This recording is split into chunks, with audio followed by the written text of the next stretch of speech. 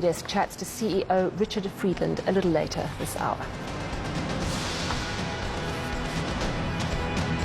It is less than 10 days before the start of December, and while most of us are desperate for a festive break, we are not going to get a break from load shedding, it seems.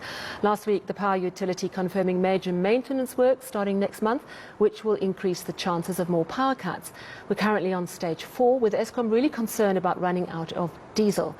But more than all of that, the economy is going to take a massive hit. So how is this going to affect many businesses that rely on holiday trade to make ends meet? Well, I'm joined now by Happy Khambule, Environment and Energy Manager for BUSA, which is Business Unity South Africa. And Happy, you're just back from Egypt, which we're going to chat about in just a moment. But first of all, real concern about the impact of load shedding. We're currently on level 4.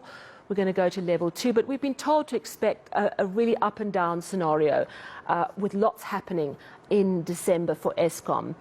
How much do you think this is likely to affect particularly small businesses that perhaps rely on the festive season trade?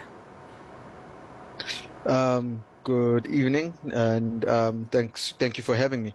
I think the biggest problem really is that with the erratic nature of load shedding scheduling, what we tend to have is that businesses aren't able to prepare. Obviously, for any business, knowing that load shedding is going to happen, you are fully attuned and aware of the likely schedules, and then you've prepared the necessary, either it's gas or other forms of power that might help you to be able to weather those 2 to 4 hours that you don't have power. But if you have an erratic kind of scheduling, then you are unable to plan your production as well as make sure that customers are given the kind of service that they want and that they need during the festive season, because it's not only a time to relax, but it is also a time to actually enjoy the greater parts of South Africa. And that's going to be a big worry.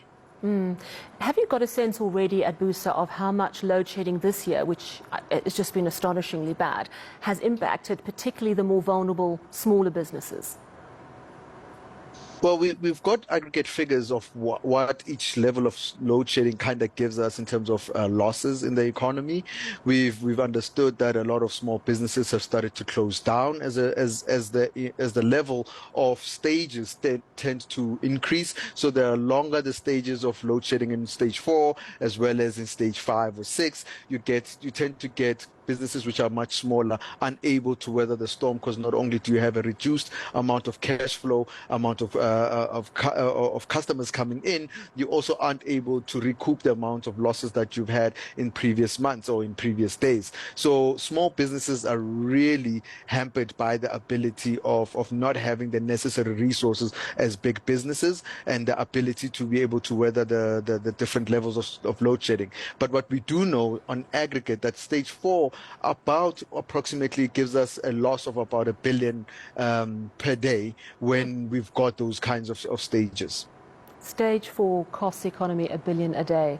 And that's the impact on business. That is astonishing, particularly in the tough times that we're in. We know that the private sector is being asked to get on board in helping to generate power.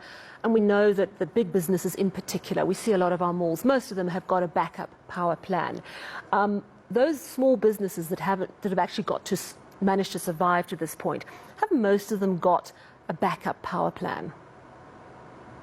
Yeah, so those that have survived are either, I would say, fortunate enough to be sitting in those areas that are close to national key points where there is less erratic power supply. But when obviously we move into the stages of 6 and 5 where nobody is protected, you have some businesses that have backup. And obviously companies or businesses that are working in information technology and communication tend to have a level of support or backup that is much greater than those who are in the service industry, such as restaurants and those in tourism.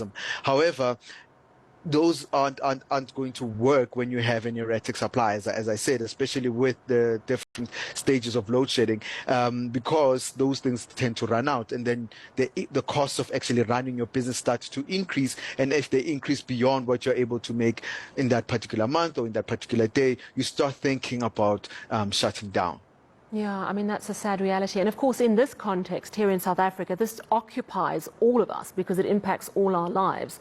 But you've just returned from Egypt, where the big global concern is what we're going to do about climate change. We've seen big businesses making commitments. But if we look at what's come out of the Egypt summit, yes, for the first time, significantly, there is this commitment to establish a loss and damage fund, which of course is meant to help those developing countries that actually haven't necessarily done anything to worsen carbon emissions, but are feeling the brunt of the climate change.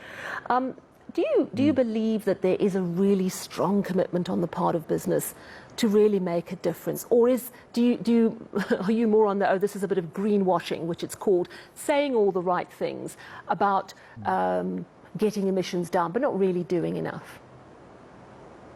Yeah, well, I think there's always two sides to the story, but to be frank, the loss and damage outcome at COP was a good signal to actually establish the fund.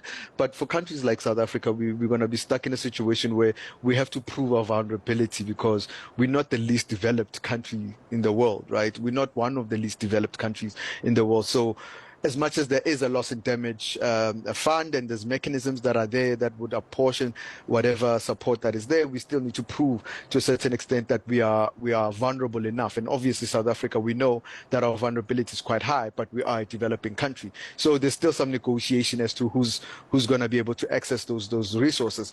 And on the business side, I think businesses have come in on two fronts. One is at least the financiers have started speaking about a program around underinsuring or underwriting insurance that is linked to disasters as well as the occurrence of specific disasters. And they kind of put that in a broad program called a SHIELD program, which basically gives you the kind of surety that if a certain incident such as floods happen, you will be covered, as opposed to having to prove that a certain amount of damages have occurred. So in that circumstance, in that case, the private sector is coming to the table. We've already heard that the private sector, even from last year, has already communicated net zero targets to say, look, we have to transition and we are beginning our transition. And this is the ultimate goal, to be net zero by a specific date. Most companies are saying net zero by 2050. And it basically means that companies might be emitting, but they'll be investing just as much money